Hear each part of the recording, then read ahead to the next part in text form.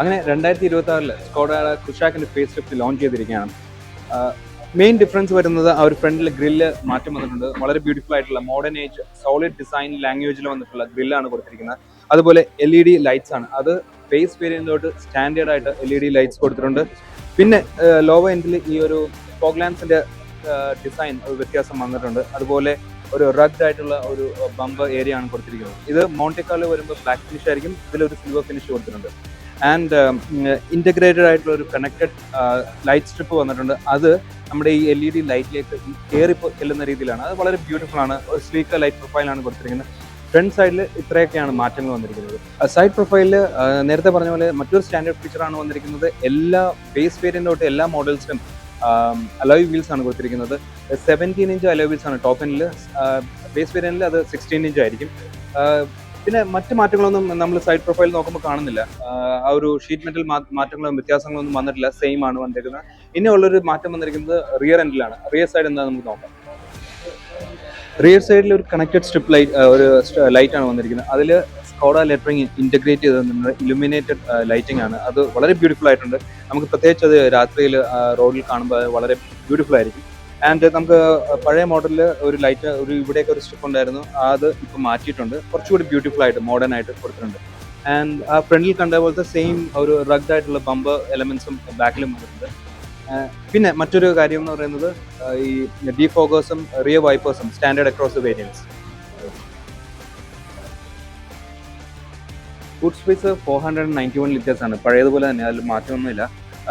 പിന്നെ ഒരു കാര്യം മിസ്സായത് അത് പവർ ടെയിൽ ഗേറ്റ് ആണ്. നമ്മളിപ്പോൾ ഈ ഇറങ്ങുന്ന വണ്ടികളിലെല്ലാം ഒരു പവർ ടെയിൽ ഗേറ്റ് കൊടുക്കുന്നുണ്ട് സ്കോഡ, പക്ഷെ അത് മിസ്സായിട്ടുണ്ട്.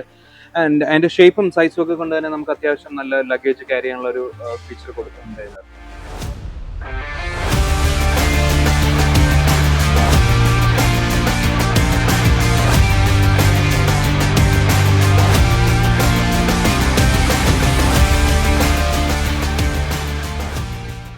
ഇന്റീരിയറിൽ വലിയ വ്യത്യാസങ്ങളില്ല, ലേ ഔട്ടിലും കാര്യങ്ങളിലൊന്നും വലിയ വ്യത്യാസങ്ങളില്ല. പക്ഷേ കുറച്ചും കൂടി എന്താ പറയുക, ആ ഒരു 10.1 ഇഞ്ചിൻ്റെ ഒരു ഡിസ്പ്ലേ വന്നിട്ടുണ്ട്.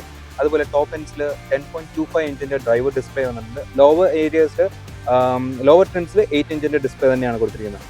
പിന്നെ സ്റ്റാൻഡേർഡ് ആയിട്ട് ബേസ് വേരിയന്റിലോട്ട് വന്നിരിക്കുന്ന ഒരു കാര്യം എന്ന് പറയുന്ന ഓട്ടോ ഡിമിംഗ് IRBM കൊടുത്തിട്ടുണ്ട്. And one of the most important feature എന്ന് പറഞ്ഞാൽ സൺറൂഫാണ്. നമുക്ക് ഇന്ത്യക്കാർക്ക് ഏറ്റവും ആവശ്യമുള്ള ഒരു ഫീച്ചർ. അത് ബേസ് വേരിയന്റോട്ട് സ്റ്റാൻഡേർഡ് ആയിട്ട് സ്കോഡ കൊടുത്തിട്ടുണ്ട്. That is A clever move. And top എൻഡിൽ വരുമ്പോൾ പാനോറമിക് സൺറൂഫാണ്. പിന്നെ ടോപ്പ് എൻഡ്സിൽ ഈ ഒരു വൈറ്റിഷ് ആയിട്ടുള്ള ലെതർ സീറ്റ്സ് ആണ് വന്നിരിക്കുന്നത്. അതും വളരെ മെയിൻറ്റെയിൻ ചെയ്യാനുള്ള പാടില്ല, ബാക്കി കാണാനൊക്കെ കാഴ്ചയിൽ വളരെ ബ്യൂട്ടിഫുൾ ആണ്.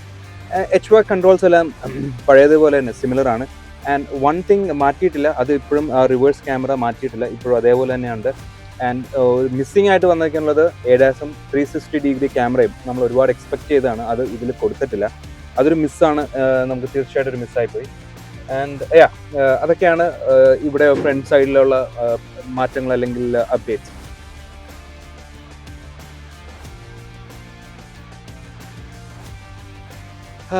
ബാക്ക് സൈഡിൽ ഏറ്റവും വലിയൊരു പ്രത്യേകതയുണ്ട്. സ്കോഡയുടെ ഒരു മോസ്റ്റ് ഇമ്പോർട്ടൻറ്റ് ടോക്കിംഗ് പോയിന്റ് എന്ന് പറയുന്നത് ഒരു മസാജ് സീറ്റ്സ് ആണ്.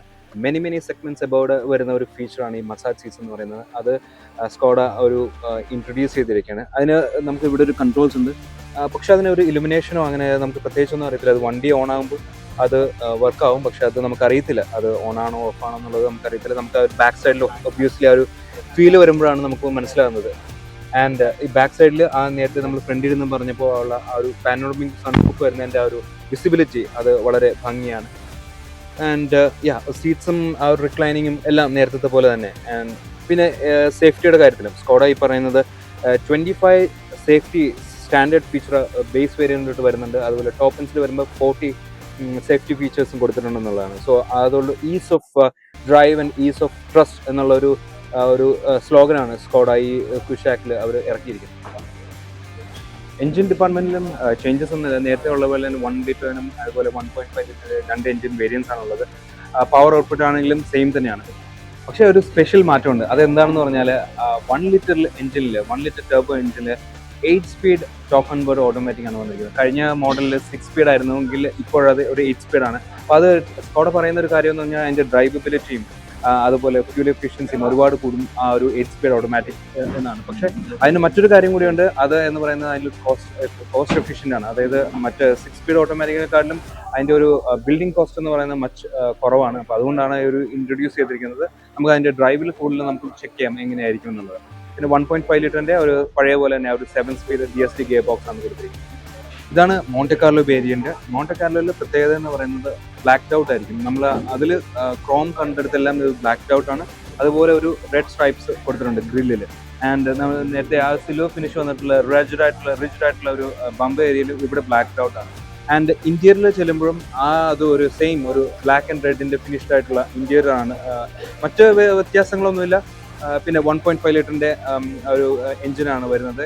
ആൻഡ് ഓൾ ഡിസ്ക് ബ്രേക്സ് ആണ്. അത് 1.5 ലിറ്ററിന്റെ എല്ലാ വേരിയൻസിലും ഓൾ ഡിസ്ക് ബ്രേക്സ് ആണ് ഈ പ്രാവശ്യം കൊടുത്തിരിക്കുന്നത്. So that is one good addition.